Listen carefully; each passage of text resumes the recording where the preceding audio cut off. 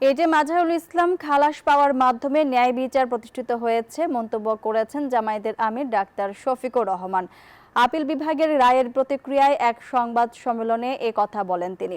জামায়াত আমির বলেন, ইতিপূর্বে ক্যাঙ্গারু আদালতে মিথ্যা সাক্ষী দিয়ে জামায়াত নেতাদের কার্যত হত্যা করা হয়েছে। জামায়াতের আচরণে কেউ কষ্ট পেয়ে থাকলে তার জন্য দেশবাসীর কাছে ক্ষমাও চান ডাক্তার শফিকুর রহমান।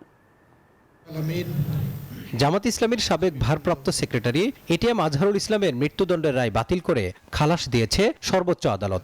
রায় নিয়ে দলীয় প্রতিক্রিয়া জানাতে রাজধানীর ডিপ্লোমা ইঞ্জিনিয়ার ইনস্টিটিউশনে এই জরুরি সংবাদ সম্মেলন। এবং তাদের যে সমস্ত সহকর্মীদের দলটির আমির ডাক্তার শফিকুর রহমান বলেন, ফেসিবাদী শাসনামলে সাজানো মিথ্যা মামলায় অভিযুক্ত ছিলেন এটিএম আজহার।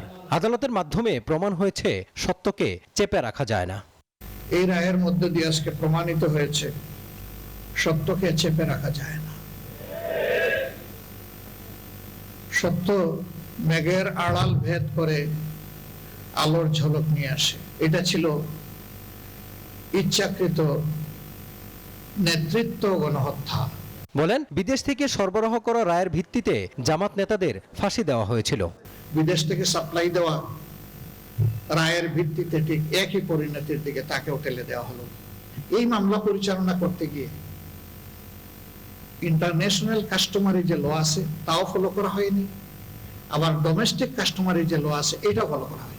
আমাদের দেশে এভিডেন্স ল যেটা আছে এটা মোটেই ফলো করা হয়। সেদিন সংবিধান কোনো বিষয়ই ছিল না, আইন কোনো বিষয়ই ছিল না। দল হিসাবে জামাতের আচরণে কেউ কষ্ট পেয়ে থাকলে তার জন্য দেশবাসীর কাছে ক্ষমা চান ডাক্তার শফিকুর রহমান। মানুষ আমরা কেউ ভুলের ঊর্ধ্বে না, দল হিসাবে আমরা দাবি করি না যে আমরা ভুলের ঊর্ধ্বে।